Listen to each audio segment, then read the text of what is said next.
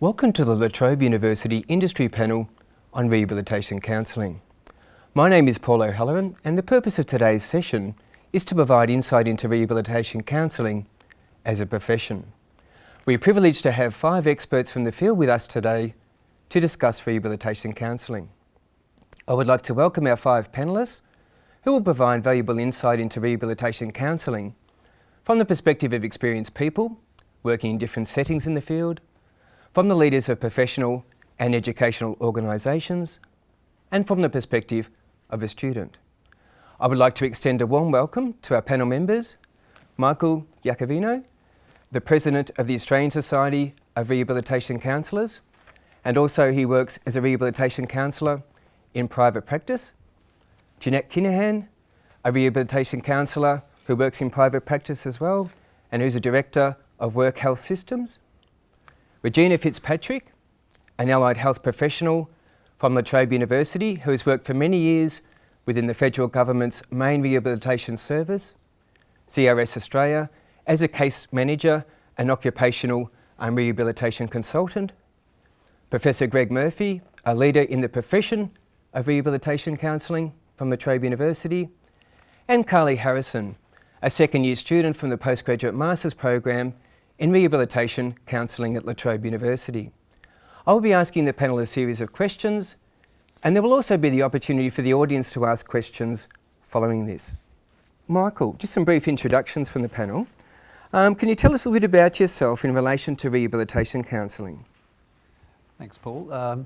I've been involved in the rehabilitation industry for quite a long time, probably around 24, 25 years. I'm currently the serving president of the Australian Society of Rehabilitation Counsellors, ASORC, which is the peak professional body for rehabilitation counselling in Australia. And my role in rehabilitation has been quite diverse in the sense that I've worked as a rehabilitation counsellor, also as a rehabilitation team manager.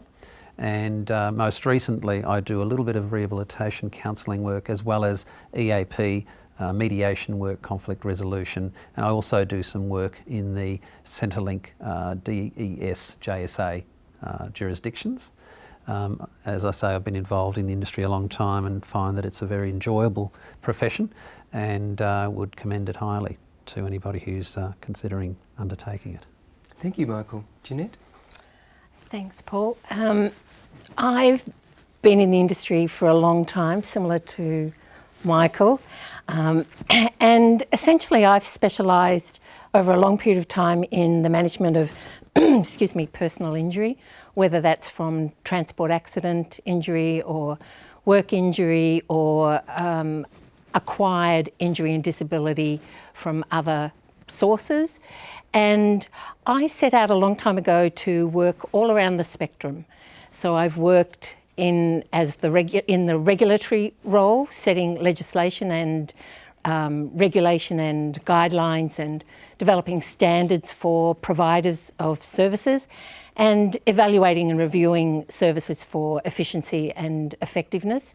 And I've also spent a long time working on the aspects of conflict and dispute resolution within personal injury management, and more so, I would say in recent years, utilising that in a risk assessment and risk management role in a disability prevention approach in the workplace. So there's a lot I've done in that in the field that's brought me here today. Like Michael, I love this industry and the work that we do, and equally would congratulate you on wonderful choices. Thank you very much, Jeanette. And Regina? Thank you, Paul. Well, I was a case manager with CRS, started my career back in about 1988, I think, and I worked as a case manager with people who had a broad range of disabilities, but not in the compensable market. So that might be people who are on disability support pensions, etc. And then I moved into work cover area predominantly and worked as an occupational rehabilitation counsellor and a senior advisor with CRS in that area. And then went on to work in my own company, which I did for 15 years as an occupational rehabilitation consultant. So dealing with people who had a range of physical and stress-related injuries for WorkSafe Victoria, but also then finally with the Federal Department of the ADF, Australian Defence Force. And I finished my career there last year and have been at Trobe University. I was doing some work, and now I work at Trobe University 4 days a week. And I had some very interesting experiences as a case manager. It fared me very well in many ways, and has certainly helped also now in my academic work, in the type of work that I do also as a clinical educator. And again, I would highly commend you for taking on rehab counselling. It has its challenges, but it also has a lot of rewards, which we'll talk about. Thank you. Thank you very much, Regina. And Greg? Yeah, thanks, Paul. I got involved in rehabilitation counselling at the start of what they call the no-fault workers' comp legislation. Victoria was a national leader, and no matter whether it was your fault or not, you were guaranteed to be covered for medical expenses, and you would have rehabilitation offered to you if you had a complex or chronic condition. That was in the mid to late 80s. I mainly was in workers' comp rehab. I then did work with the Commonwealth in what would be called disability employment services. Now, these are people on a Commonwealth benefit, pensioners, who are trying to get real work, so that welfare to work. They're trying to move from being a pensioner to a proper citizen, working, getting some money, looking after themselves.